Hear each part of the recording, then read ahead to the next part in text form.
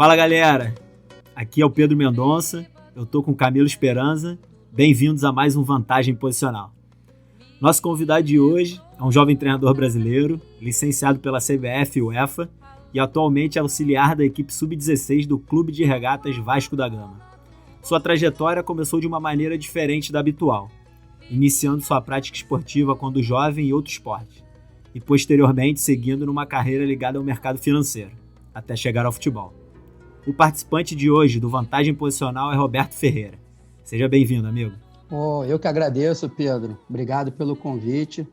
Para mim é uma grande honra poder estar conversando aqui contigo, com o Pedro e com todos os ouvintes. Então, tenho certeza que vão ser momentos de muito prazer aqui, que a gente vai desfrutar bastante desse nosso bate-papo. Cara, eu queria começar essa nossa conversa, né? Faço questão de falar sempre no início que não é uma entrevista, é uma conversa, né? A gente não tem intenção de entrevistar ninguém, até porque não somos jornalistas e sim treinadores de futebol. E, cara, eu queria saber como surgiu a paixão pelo futebol, né?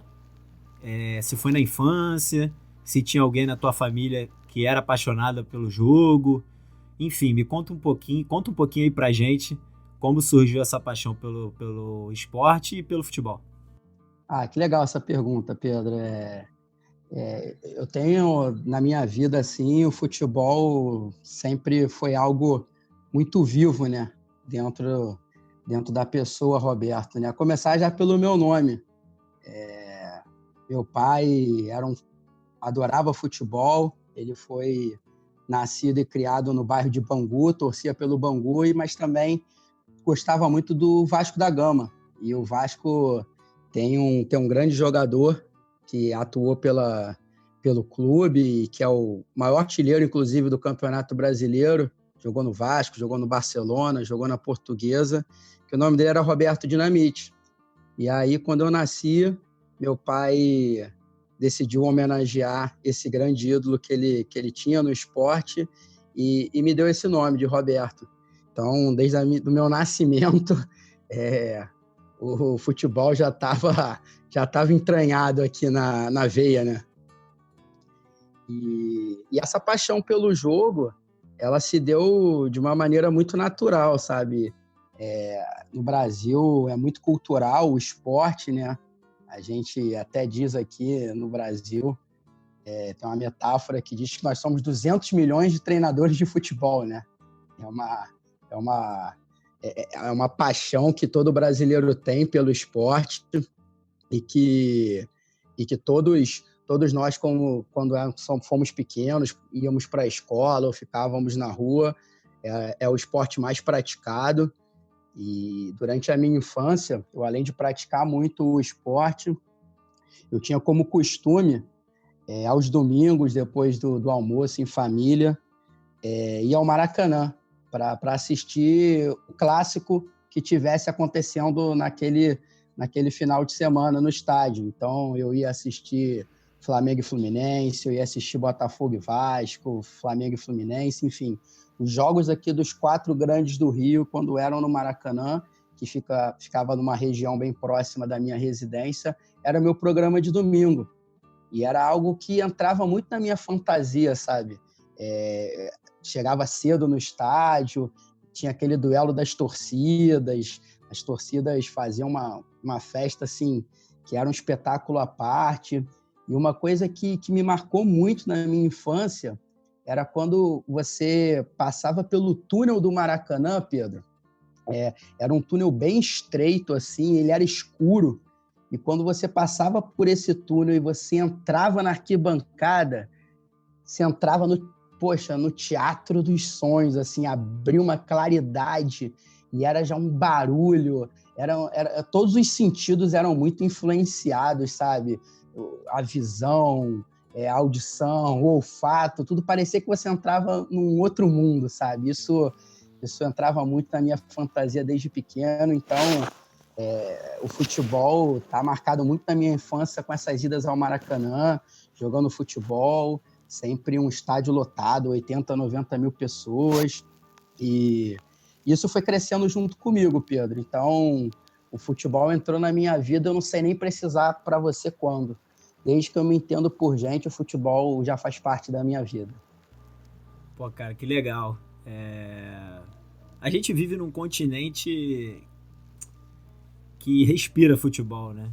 Então, eu acho que muitas pessoas receberam essa herança da família. Comigo, cara, você falando assim, eu fui relembrando várias histórias e várias coisas que aconteceram comigo nessa época de infância também, né? Cara, engraçado que eu lembrei da minha primeira vez no Maracanã, que meu pai me levou, e quando você falou essa questão do túnel, cara, me veio à cabeça, eu voltei aos meus 6 anos de idade, na minha primeira vez no Maracanã, e, cara, revivi por alguns instantes aqui essa sensação e que você falou aí muito bem também. E, cara, assim, passando um pouquinho, andando alguns anos aí pra frente, quando que você começou a se interessar em trabalhar com futebol e, mais precisamente, nessa questão de querer ser treinador? Quando que isso aconteceu? Como foi? Enfim. Bacana, bacana, Pedro. Na verdade, isso começou ainda bem jovem, né? Porque tentando ser jogador de futebol. Mas o futebol reconheceu que em mim não tinha muitas habilidades para conseguir ser jogador. E eu fui, cada vez mais que eu ia fazendo um teste ou outro, eu fui me conformando dessa indisponibilidade, né? Mas desde sempre, assim, acho que a maioria dos jovens brasileiros sonham em ser jogador de futebol e eu também não fui diferente. Mas eu tive um passado em outro esporte, né? Eu acabei me tornando atleta de waterpolo, polo aquático, e tive em toda a minha juventude essa prática esportiva e depois comecei a trabalhar, né?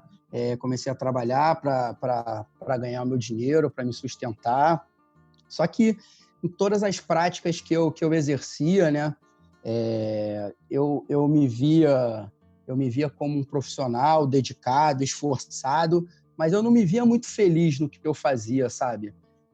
Eu me sentia estimulado em estudar para me desenvolver mais como profissional, mas eu fazia tanto o trabalho quanto o estudo de uma maneira muito como obrigação, sabe?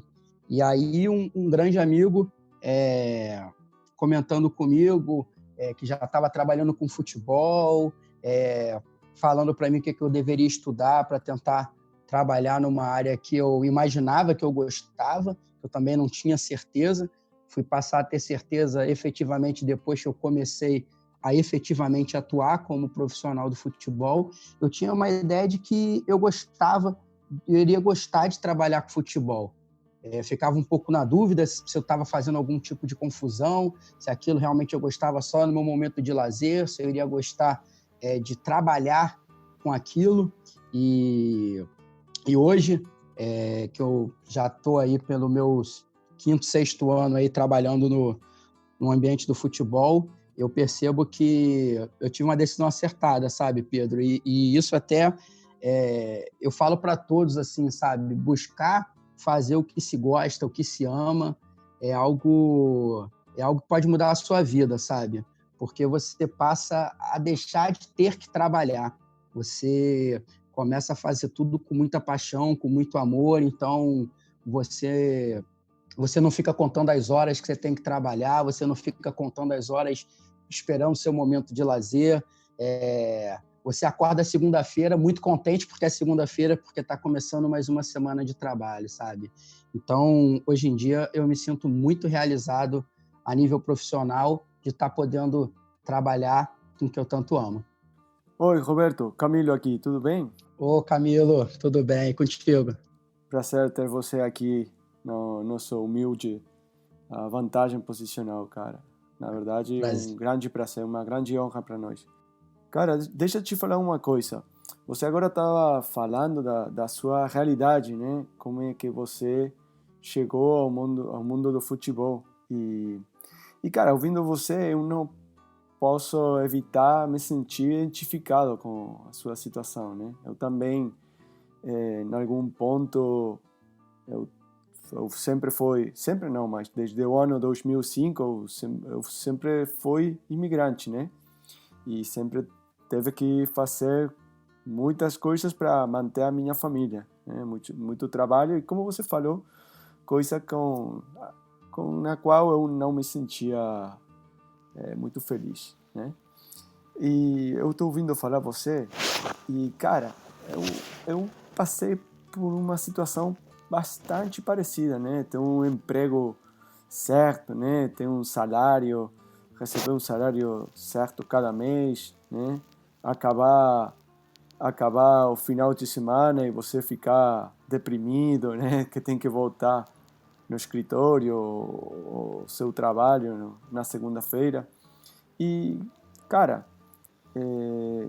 eu te falo, eu me sinto muito identificado com isso. E acho que não porque seja eu, mas tem muita galera nessa mesma situação, né? De deixar uma coisa certa e assumir um risco, que é uma coisa grande, né? Um risco grande, deixar um trabalho, um emprego certo para ir na aventura do futebol, né? Que você nem sabe aonde vai acabar.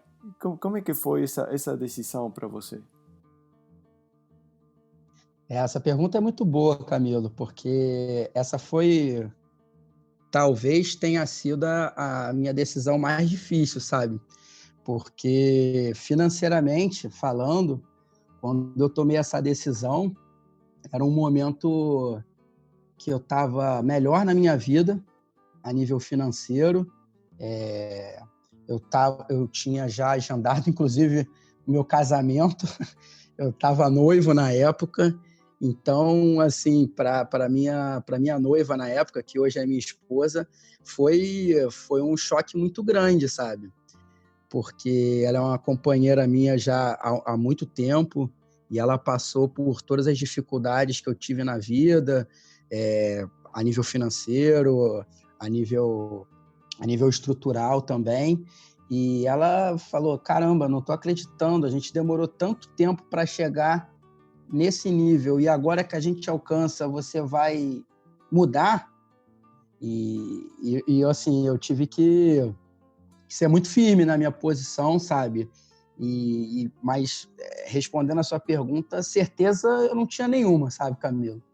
Mas eu tinha um fogo interno, assim, que me estimulava e que dizia que aquilo poderia ser um caminho bom, sabe? Que aquilo poderia ser um caminho que ia mudar a minha vida. E eu abracei aquela vontade com todas as forças que eu pude ter, e essa questão até um pouco interna da família de ser um pouco tratado como louco nessa hora, me fez ter uma responsabilidade ainda maior nessa decisão de eu fazer aquilo dar certo, sabe?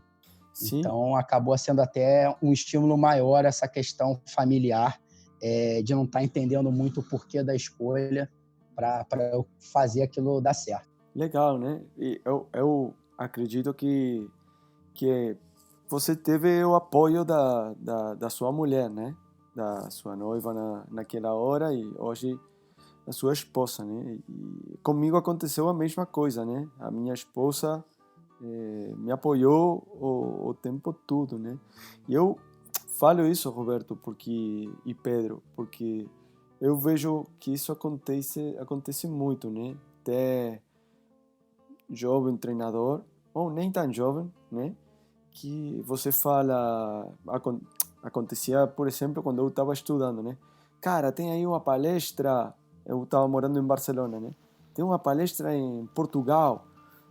Vamos lá e a gente conversa e tem uma possibilidade de conhecer galera interessante aí, né? E ter outros companheiros, né, do curso falando: ah, cara, não posso, a minha esposa me mata, ou cara, que isso, eu não posso gastar esse dinheiro aí porque depois tenho que levar minha esposa de viagem também. Então para mim, a aprendizagem que sai de tudo isso, né, se você quer fazer qualquer coisa, né, e ter alguma possibilidade de sucesso, seja no futebol, seja no âmbito que for, né, a importância de escolher bem os companheiros de viagem, né, a importância de ter a claridade de você rodear, né, não sei se é a palavra certa, né, sim, de você se rodear de uma galera que entenda você e que esteja disposta, né, que tenha disponibilidade para apoiar você e entender que vai ter um momento difícil, né, provavelmente, mas isso aí acho fundamental, né, escolher muito bem os companheiros, a companheira de viagem que vai estar com você durante o tempo todo, né? Sim, legal.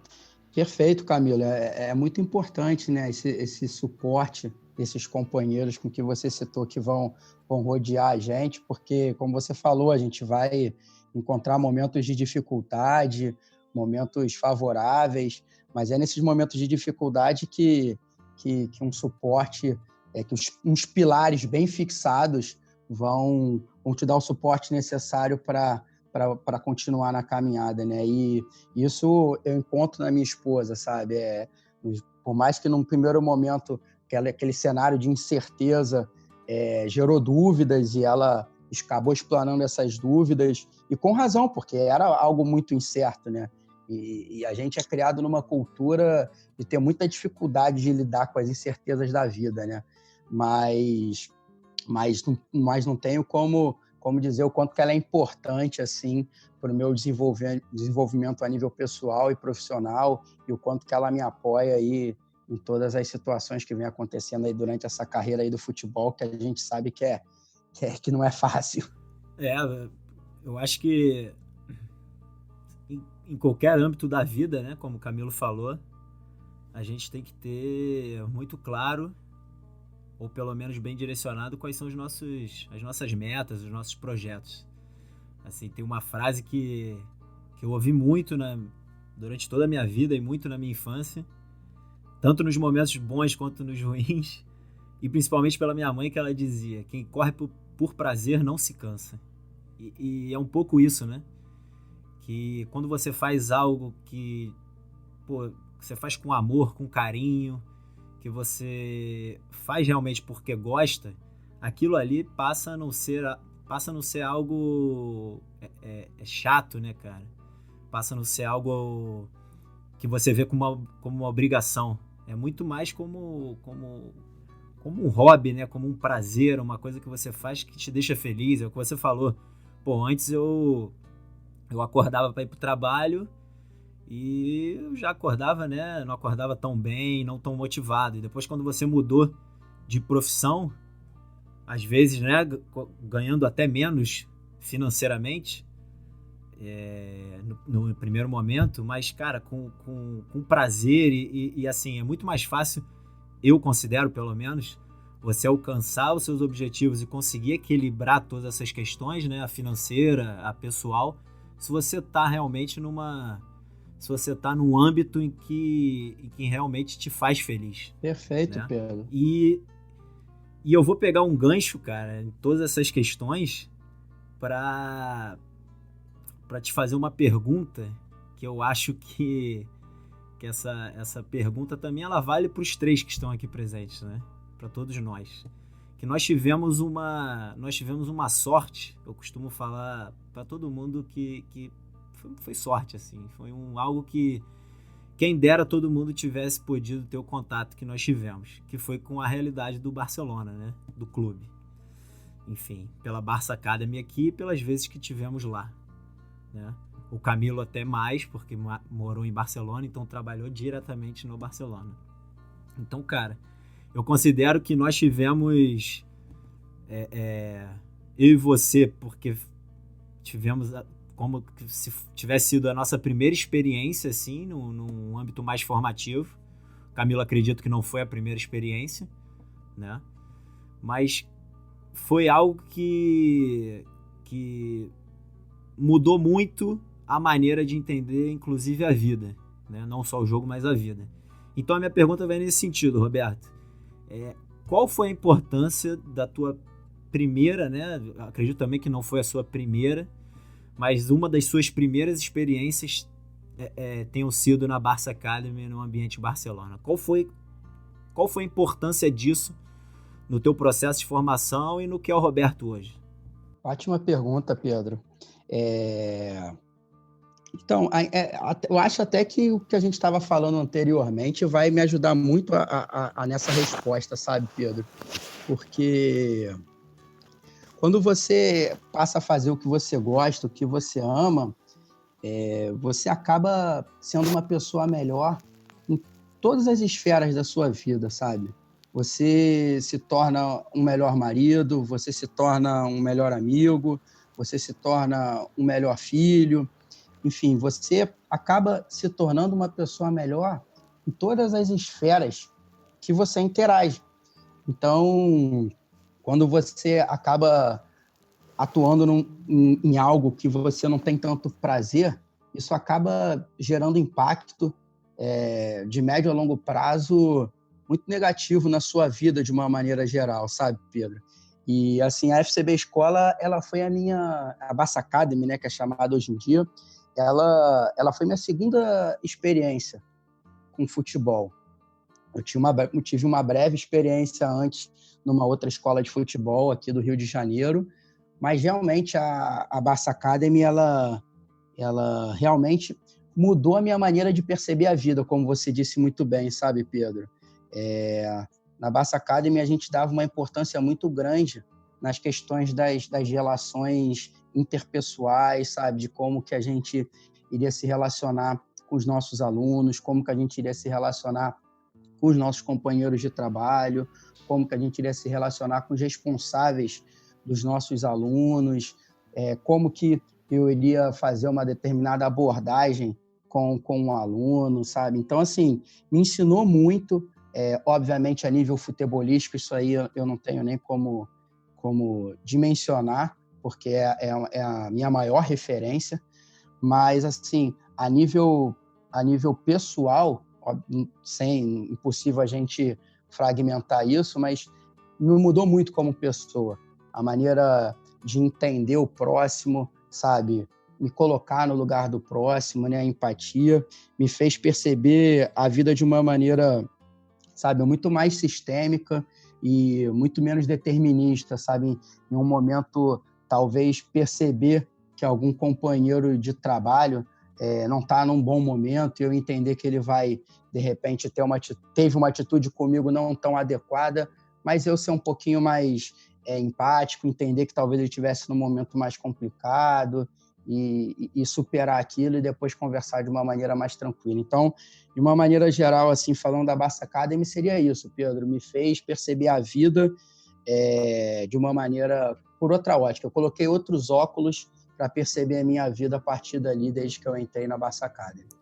Totalmente, né? Eu concordo com você, Roberto, com essa influência que essa exposição ao ambiente que foi gerado no Barça, né? Tem um impacto muito, muito forte, né? na vida de cada um de nós. E não só dentro do que é o entendimento do jogo ou a perspectiva desde a qual cada um de nós entende o jogo, né? Ou interpreta o jogo, mas também por uma questão da própria vida, né? Mas voltando ao jogo, né? Ao que é o futebol, você tem assim umas referências dentro do que é o treinamento do jogo do futebol, ou tem uns referentes dentro do que é esse desenvolvimento de você como treinador no âmbito do futebol? Poxa, que legal a pergunta. Eu tenho grandes referências de equipes de futebol, né, que eu sempre procurei acompanhar, né, que são treinadores muito conhecidos, né, Tele Santana, Rino Smith, o Pepe Guardiola, né, o Pochettino, o Allegri, o Sarri, o Conte, enfim. Mas eu tenho, assim, outras grandes referências que não tem tanta visibilidade, né, quanto esses treinadores. Eles atuam, muitas das vezes, em futebol de formação, então em equipes menores, mas são pessoas que estão sempre participando assim, de encontros de treinadores, de profissionais de futebol, estão sempre procurando compartilhar conhecimento através das redes sociais, sabe? Acabam divulgando materiais, sejam eles acadêmicos ou não. Então, assim, eu tenho grandes referências que seria o Francisco Cerulo, né? Que é o diretor metodológico do Barcelona, o Oscar Cano é outra grande referência, o Juan Manuel Lídio, que é um treinador que atualmente, se eu não me engano, está num clube do Japão, acho que é o clube até que o Iniesta está jogando. Acho que está na China agora. Ele saiu do Viseu Kobe e agora está trabalhando na primeira divisão da China. Legal. E tem o Daniel Fernandes também, que é um treinador catalão. E eu procuro muito buscar materiais desses treinadores, eu procuro ver as entrevistas pós-jogos desses treinadores, sabe, para estar aprendendo. E realmente eles são grandes referências para mim a nível metodológico de treino e a maneira como perceber o jogo de futebol, Camilo. Legal, Roberto. E deixa eu te fazer uma outra pergunta, cara. Porque você sabe que eu tenho certa presença na mídia social, gosto de estar lá, fundamentalmente para receber informação, né? Eu não sou muito de colocar informação lá. Às vezes eu coloco alguma coisa, alguma criação. Há pouco que eu comecei, estou começando aí a colocar algumas coisas na YouTube, mas eu não sei se você pensa da mesma forma, mas eu vejo que, por exemplo, tem no Twitter, né, mensagens de galera colocando umas ideias muito importantes, umas citações, né, de pesquisadores do âmbito acadêmico que são muito pertinentes, né, dentro do que é o nosso trabalho, né, a nossa função de treinador, de formador, né. E vejo que, comparativamente, essas postagens, né, esses tweets, né, de alguém que está compartilhando uma reflexão ou um artigo acadêmico, né, falando de coisas muito pertinentes, né, dentro do nosso âmbito de formadores, de treinadores, mas que talvez precisa de um esforço intelectual para entender, né, para conseguir acessar a essa informação na sua totalidade, né? E eu vejo que, comparativamente, tem uns outros conteúdos que talvez sejam mais parecidos ao que a gente poderia falar de receita, né? Uma parada aí tipo 22 exercícios para melhorar o chute ou gol. E essas postagens têm 10 ou 20 vezes uma maior repercussão do que o conteúdo mais acadêmico, né? Qual é a sua reflexão acerca dessa questão, Roberto? Poxa, Camilo, é um privilégio receber esse tipo de pergunta, poxa, vindo de você. Você sabe o quanto que você influenciou positivamente na minha contínua formação como profissional de futebol. Você é um cara que me ajudou muito a saber filtrar o que pesquisar e estudar sobre o processo de treino, sobre o futebol. Então, para mim é uma grande honra receber essa pergunta de você, sabe, Camilo? E eu queria começar respondendo citando uma frase até do professor Vitor Frade, que, inclusive, junto com o Pedro, a gente teve a oportunidade de tomar um café, né, Pedro? Café com o professor Vitor Frade levam 4, 5 horas, né? E E esse nosso encontro com ele responde muito dessa pergunta do Camilo, né? O professor Vitor Frade, ele tem uma frase que ele diz que o profissional do futebol que só sabe sobre o futebol, do futebol nada sabe. Verdade. Então, eu levei comigo essa resposta dele, né, essa explanação, porque realmente eu acho que tem muitos conteúdos que não estão atrelados somente ao futebol especificamente. Na verdade, o futebol está inserido em contextos muito maiores e que a gente tem que estudar, tem que aprender para a gente ser um melhor profissional dentro do ambiente do futebol, Camilo. Não sei se eu respondi bem a sua indagação. Sim, totalmente. Eu porque, sabe, eu às vezes já não fico tão surpreendido, né? Surpreso, porque infelizmente o tempo vai passando e você vai vendo como é que a galera age, né? Eu acredito que, especialmente na mídia social, todo mundo está procurando isso, né? A receita, a parada fácil, né? E, infelizmente, infelizmente não, felizmente, eu acho que essa questão de evoluir, né? De evoluir como pessoa, como treinador, como no âmbito que seja, né? Precisa de um esforço intelectual importante, né? E precisa de essa capacidade de ser muito crítico, né? Com a informação que você recebe. Hoje temos muita informação na nossa mão, né? Simplesmente tem no celular, pega o Google e você pode procurar a informação que você deseja, né? Mas essa questão de enfrentar essa informação com um espírito crítico, né? E não ficando conforme, né? com o que é dado para você de forma tão fácil, eu acho que eu acho que é um fator diferencial no desenvolvimento de um profissional, entendeu? Essa fome, né, de não se conformar com as coisas do jeito que as coisas estão feitas, de não se conformar com as coisas que são dadas para você. E sempre tem essa curiosidade, né? Essa capacidade de, além do que é visível à primeira vista, e tentar de profundizar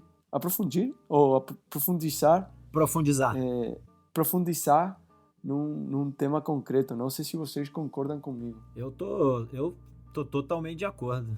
Eu acho que acaba sendo uma quebra de paradigma interna também, né, Camilo? Porque é aquilo também que a gente já vem conversando há algum tempo. Eu acho que a nossa formação na escola, enfim, nas equipes, enquanto éramos jovens, elas eram muito mais direcionadas para essa questão, né, reducionista, cartesiana, determinista. E hoje em dia acaba que, como você falou, tem muita informação. Isso, por um lado, é positivo, né, que você consegue chegar a qualquer tipo de informação de uma maneira muito mais rápida, muito mais dinâmica. Mas, por outro lado também, se você não souber filtrar esse tipo de informação, a gente acaba tendo um problema. E numa sociedade em que é aquele slogan, né? Tempo é dinheiro, é uma coisa capitalista, então, às vezes, muita gente não quer perder o tempo, entre aspas, né? Porque eu considero que é muito mais um investimento. A pessoa, ela como a coisa é muito dinâmica, ela não quer perder muito tempo com isso, ela já quer uma coisa muito mais mastigada, né?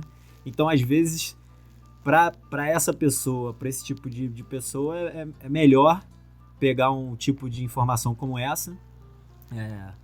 O exemplo que você deu apostila com 100 atividades de finalização. É melhor pegar isso pronto e já direcionar para o seu ambiente do que, sei lá, de repente tentar gerar uma reflexão para uma criação de algo, sei lá, de repente um pouco mais singular, né? E a fala do Pedro... Desculpa, Camilo. A fala do Pedro ela é muito legal quando ele cita que a nossa sociedade atual ela está muito imediatista, né? E você vê que, por exemplo, o Twitter ele coloca que você só pode ter tantos caracteres na sua publicação. Então, até a questão do nível de concentração e atenção hoje dos seres humanos, ele é muito pequeno. Ninguém quer entrar como o Camilo falou, entrar lá e tá uma publicação no Twitter, aí você coloca um artigo. Poucas pessoas vão acessar o artigo. A maioria vai ler ali o que você colocou na descrição, que é um caractere limitado, e já quer passar para ver a próxima notícia. Ninguém quer se profundizar no conteúdo. A gente quer saber ali de maneira superficial, ter uma solução pronta para já aplicar e já ser descobrir a pólvora, mas ninguém quer se dar o trabalho realmente de fazer uma pesquisa mais profunda, de ter uma visão crítica. E aí, eu acho que a gente também deve buscar, nós como treinadores de futebol, né, como formadores, na verdade, nós estamos formando pessoas e a ferramenta que a gente utiliza é o futebol, né? De que maneira a gente, no nosso contexto ali, pode tentar gerar bons estímulos para que a gente forme novos seres humanos mais críticos, né? Essa é uma pergunta que eu procuro me fazer todos os dias quando eu elaboro uma sessão de treino. De que maneira eu posso influenciar positivamente nesses jovens que me são confiados através da ferramenta futebol? Muito bom, Roberto. E, Roberto, voltando um pouco aí no teu passado esportista, né? Você mesmo falou que já foi atleta de polo aquático, que embora seja um esporte coletivo, assim como o futebol, é bastante diferente, né? A superfície jogada é outra, enfim, muito diferente. Mas eu queria te perguntar se, cara, você tenta retirar algumas coisas de outros esportes, sejam eles coletivos ou não, se você acha que existem coisas que têm aplicabilidade no futebol, por exemplo. Então, a minha pergunta vai nesse sentido. Você costuma ver outros esportes, não só pela questão de hobby, por gostar, mas também por tentar retirar alguma coisa ali para aplicar no âmbito do futebol?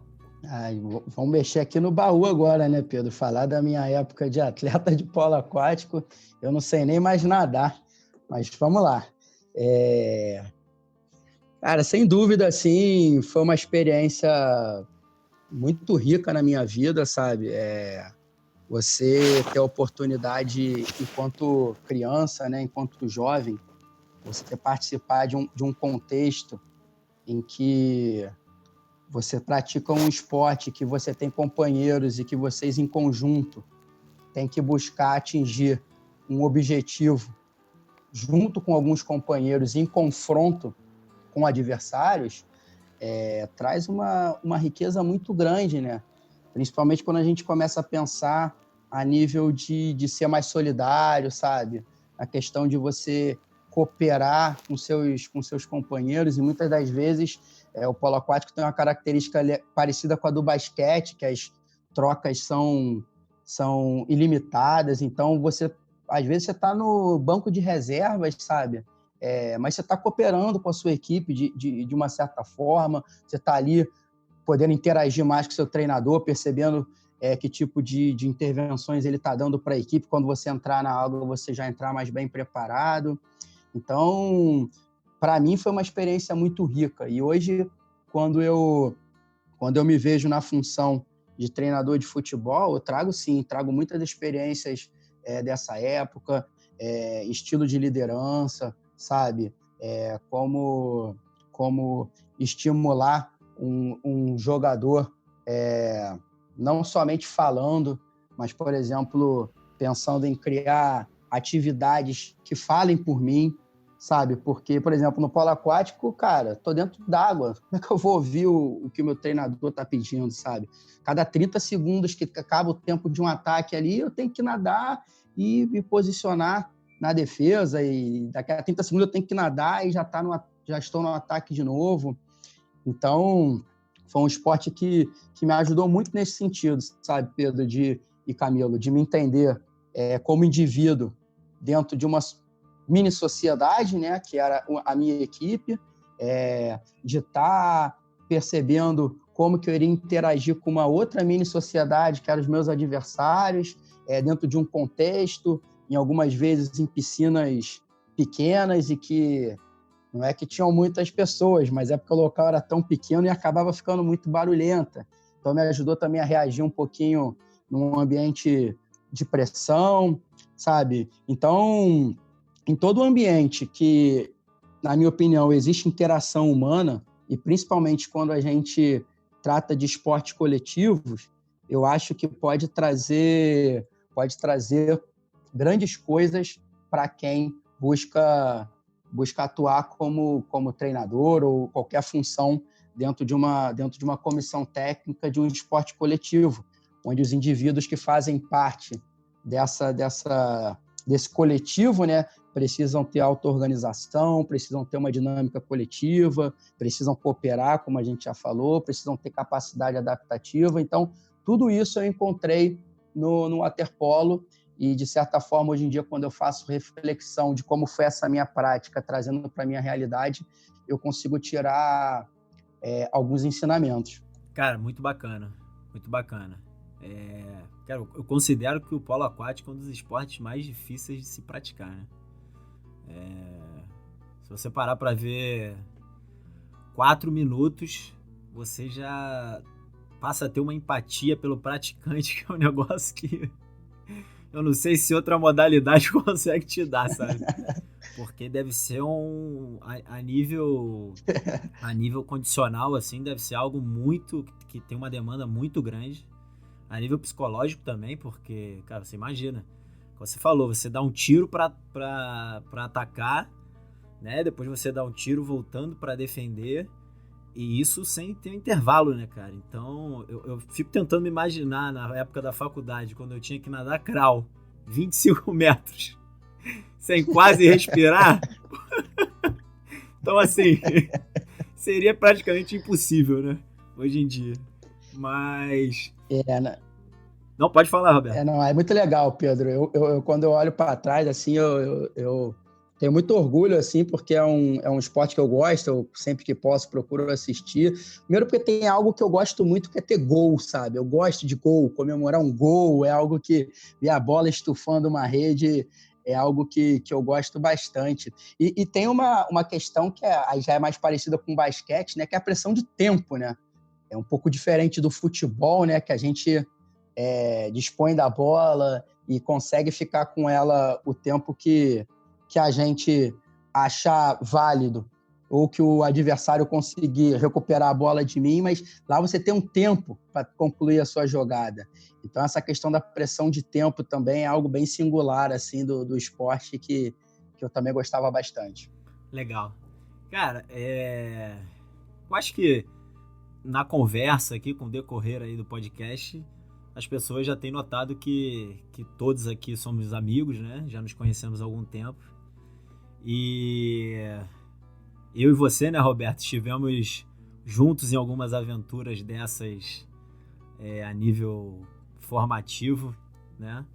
A gente foi para Portugal estudar, fazer o curso da UEFA, abrimos mão de Natal, de Ano Novo, enfim, de comemorações com a família para isso. Um grande incentivador na época foi o próprio Camilo, ajudou a gente muito nesse sentido.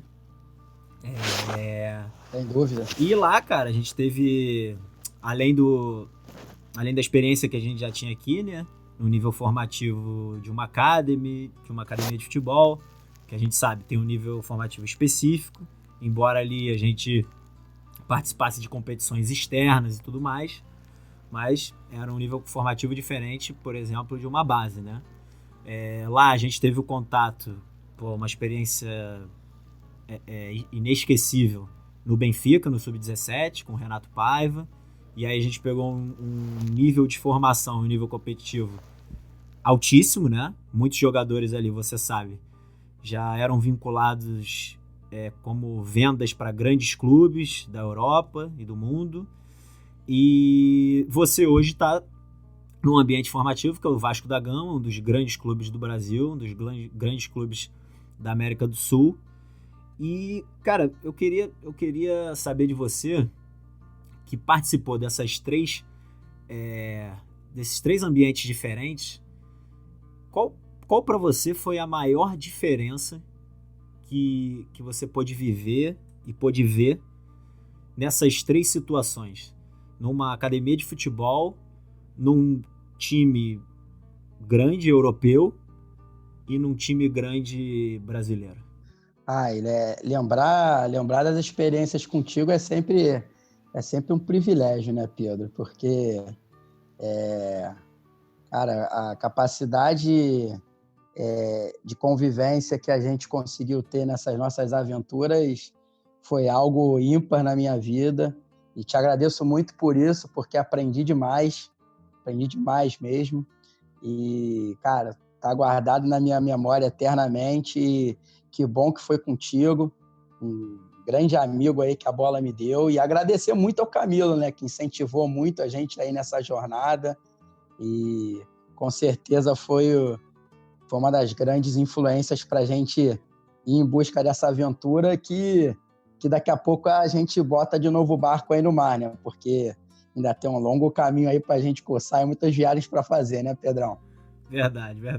Mas, cara, é muito interessante a sua pergunta, assim, sabe, Pedro? Porque, primeiro, eu me sinto um cara, assim, muito privilegiado, sabe? A gente está falando aí um pouquinho da minha história e eu com tanto pouco tempo de bola mesmo, sabe? Ter tido a oportunidade de então fica aqui até um agradecimento também para outras duas pessoas, né? Que eu agradeço muito pela oportunidade de ter estado lá na Barça Academy. Primeiro foi o Jordi Blanco, né? Que foi o cara que me abriu as portas da escola e que falou, poxa, eu fui lá fazer um estágio na época de uma licença da CBF, ele abriu as portas para eu fazer esse estágio lá na Barça Academy, e depois o Domenech Guasch também, né, que foi o outro diretor técnico que depois veio substituir o Jordi, que também foi outra pessoa, que é outra dessas pessoas aí que o futebol me deu, que eu levo no coração, que é um grande amigo, que tem uma influência ímpar também, assim, na minha vida. Então, eu me sinto muito privilegiado de ter chegado, de tão tempo pouco de bola assim, ter chegado na Barça Academy, sabe? E ali eu vivi num contexto realmente a nível formativo de pessoas que eu nunca encontrei em outro lugar, sabe? Ali, realmente, a preocupação com o desenvolvimento de todas as estruturas que conformam um ser humano, e nesse caso, né, na nossa vertente, um ser humano esportista, ela realmente estava presente no dia a dia, sabe? Em todas as situações que você pudesse imaginar, elas estavam sendo constrangidas através dos estímulos ali que a metodologia da Barça Academy procurava influenciar nos meninos que eram confiados a nós lá na escola, sabe? O meu contexto em Portugal foi muito curto, né, Pedro? Então, assim, eu não tive muita oportunidade de perceber muito o contexto português de perto, apesar de aqui do Brasil acompanhar alguns profissionais que atuam por lá, apesar de daqui acompanhar o campeonato português, principalmente a primeira divisão. E o que eu percebo de diferença, assim, principalmente a nível futebolístico, é na questão da formação dos jovens jogadores, sabe, Pedro? Principalmente aqui no Rio de Janeiro, que é a minha maior vivência no futebol aqui do Brasil, o futsal é algo que está muito inserido na nossa cultura de futebol. O futsal, ele é muito visto como um esporte de iniciação ao futebol. Situação que eu não vi tanto na minha passagem lá pela Espanha e por Portugal. Lá o futsal é encarado realmente como outro esporte. E aqui na nossa realidade, ele é entendido como um esporte de iniciação ao futebol. Isso muito se dá devido também à questão econômica, né? É muito difícil você ter um campo aqui para um futebol de 11 ou um futebol de 11 adaptado para criança, né? Onde você reduz o tamanho da bola, reduz a baliza, reduz a quantidade de jogadores, reduz o tempo de jogo, reduz o espaço. Enfim, é muito difícil você conseguir ter isso no Brasil. Então, agora, em cada bairro aqui do Rio de Janeiro, você tem uma quadra poliesportiva, que pode ser praticado basquete, vôlei, futsal, handebol. Então, isso acaba sendo um fator que influenciou muito. Então, isso é uma diferença que eu vejo bem grande entre o contexto brasileiro e os contextos europeus que eu tive a oportunidade de participar. E uma questão muito grande, né, que é a grande diferença assim, que eu percebo entre o contexto, e aí eu posso falar um pouquinho do Benfica e do Vasco em comparação à Barça Academy, é a questão competitiva, sabe? Porque ali, na verdade, existe uma seleção praticamente natural, né? Os melhores jogadores do Brasil querem jogar no Vasco. Os melhores meninos de Portugal querem jogar no Benfica.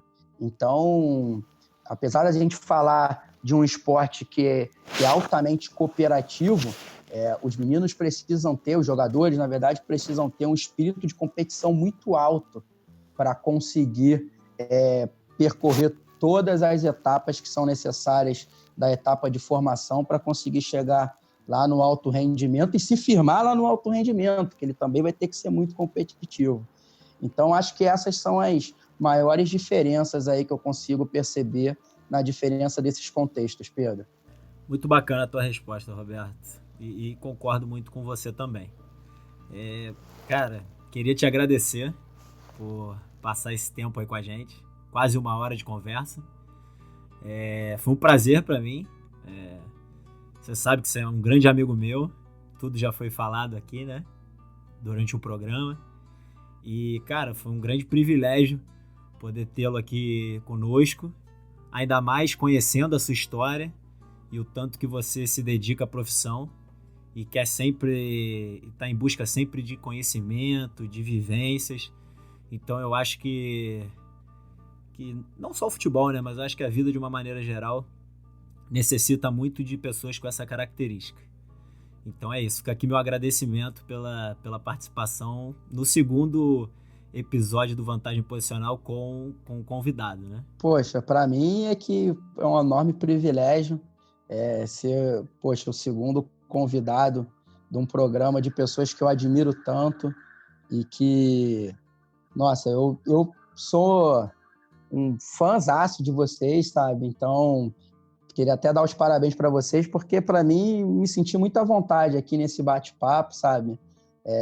Me senti totalmente, um ambiente totalmente aconchegante, me senti super bem para estar conversando com vocês, e que eu que queria dar também os parabéns para vocês por todas as iniciativas que eu venho percebendo de vocês aí através das redes sociais, pessoas como vocês que estão buscando compartilhar informação, compartilhar o conhecimento, sabe?